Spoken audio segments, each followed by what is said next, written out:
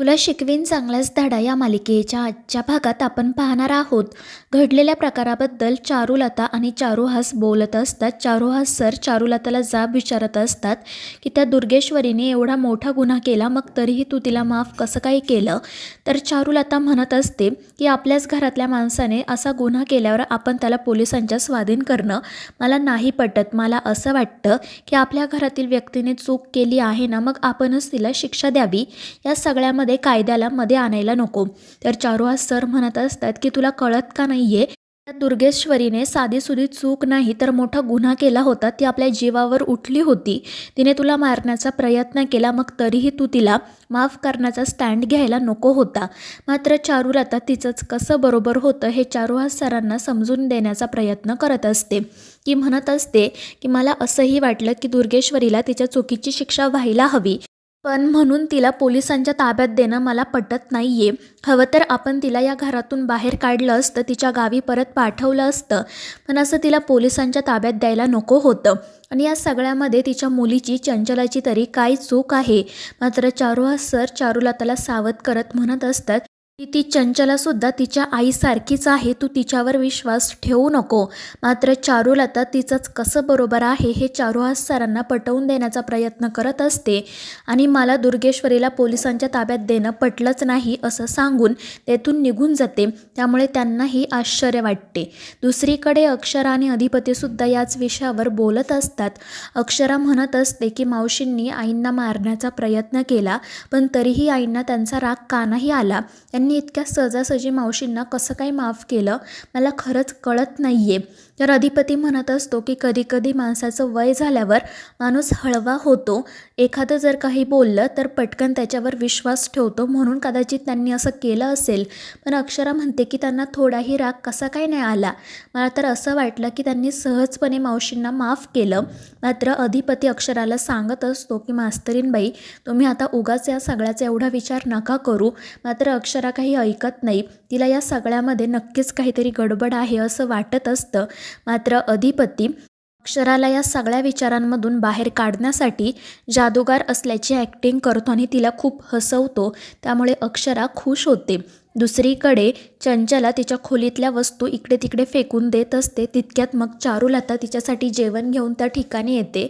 ती चंचलाला समजावत जेवण करायला सांगते. तर चंचला म्हणत असते की तुम्ही प्लीज ही नाटकं नका करू. माझी मम्मी तिकडे जेलमध्ये असताना मी इथे बसून कसं काही जेवण करणार.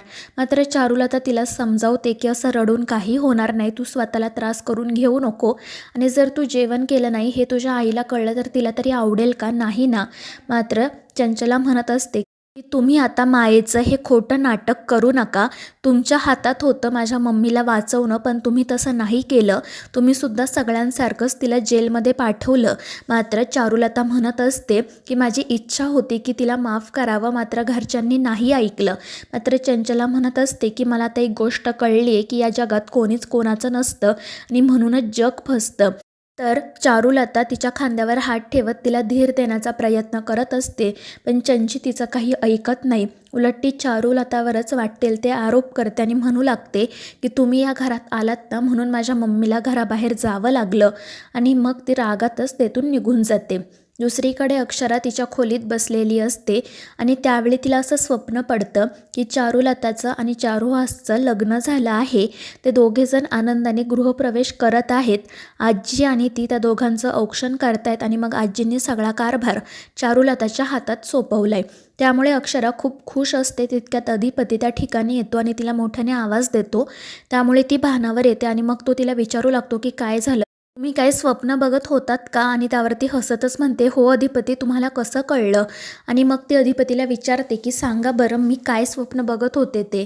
तर अधिपती तिला एक दोन गोष्टी सांगतो. मात्र अक्षरा म्हणते की नाही अधिपती, मी हे स्वप्न नव्हते बघत.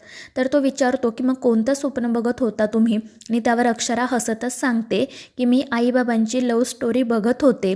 मला असं वाटलं की त्या दोघांचं लग्न झालं आहे, ते दोघेजण घरात आले आहेत, आपण त्यांचा गृहप्रवेश केला आहे आणि मग आजींनी सगळा कारभार चारुलता मॅडमच्या हातात सोपवलाय. आणि ते ऐकून अधिपती हसतच म्हणतो, तुम्ही ना सतत याच गोष्टीचा विचार करत असता म्हणून तुम्हाला स्वप्नही तसंच पडतं आणि मग तो तेथून जाण्यासाठी निघतो. मात्र अक्षरा त्याला थांबवते आणि पुन्हा त्याच्या पुढे त्या दोघांच्या लग्नाचा विषय काढते. दुसरीकडे आजी चारुलताकडे जातात आणि दुर्गीने जे काही केलेलं असतं त्यासाठी हात जोडून तिची माफी मागतात. दुर्गीने जे काही केलेलं असतं त्याबद्दल त्यांना खूप लाज वाटत असते आणि त्या रडतच चारुलताची माफी मागतात. तर चारुलता म्हणत असते की आई तुम्ही प्लीज माझी माफी मागू नका आणि माझ्या मनात खरंच तिच्याविषयी कोणताही राग नाही आहे. आणि मग त्या चंचलाची सुद्धा बाजू घेतात. मात्र आजी त्यांना सावध करत म्हणतात की तुम्ही त्या चंचीच्या बोलण्यावर विश्वास ठेवू नका. ती आणि तिची आई सारख्याच आहेत. ती आईच्या पदरामागे लपून काही ना काही काड्या करतच असते. मागच्या नवरात्रीमध्ये सुद्धा भुवीने तिला गाढव बनवून सगळ्या घरात फिरवलं होतं.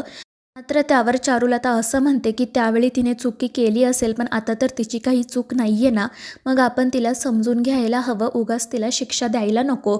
आणि मग तिचं ते बोलणं ऐकून आजी तिला सांगतात की हे बघा चारुलताबाई, तुम्ही आता या सगळ्याकडे लक्ष देऊ नका. उलट तुम्ही ना तुमच्या संसाराकडे लक्ष द्या. आणि त्यावर चारुलता फक्त हो म्हणत मान हलवते.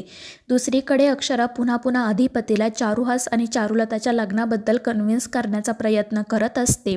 मात्र अधिपतीला ते काही मान्य होत नाही. पण शेवटी अक्षराच्या आग्रहापोटी तो मान्य करतो. तर अक्षरा त्याला म्हणत असते की या सगळ्यामध्ये ना तुम्हीच मला साथ द्यायची आहे. पण अधिपती म्हणतो की हे बघा मास्तरीणबाई, मी तुम्हाला आयुष्यभर साथ देईल पण त्यांच्या संसारात लुडबुड करण्यासाठी मी तुम्हाला साथ देणार नाही. पण अक्षरा काही ऐकत नाही. त्यामुळे अधिपती तेथून निघून जातो. मग अक्षरा चारुहास सरांकडे जाते. ते दोघेजण शब्दकोडी सोडवत असतात आणि मग त्यानंतर अक्षरा चारुहास सरांपुढे त्यांच्या आणि चारुलताच्या लग्नाचा विषय काढते. ती म्हणत असते की बाबा, जर तुम्हाला असं वाटत असेल ना की तुमचं आणि आईंचं नातं पूर्वीप्रमाणे व्हावं, तुमच्यात पूर्वीसारखा संवाद व्हावा, तर त्यासाठी माझ्याकडे एक विधी आहे. तर चारुहास सर विचारतात कोणता विधी? मला तर अशा कोणत्याच विधीबद्दल माहिती नाही. तर अक्षरा हसतच त्यांना सांगते की आपण तुम्हा दोघांचं लग्न पुन्हा एकदा लावून देऊयात. आणि ते ऐकून चारुहास सरांना तर धक्काच बसतो. तर मित्रांनो, या मालिकेच्या पुढील भागांच्या अपडेटसाठी आपल्या चॅनेलला सबस्क्राईब करा.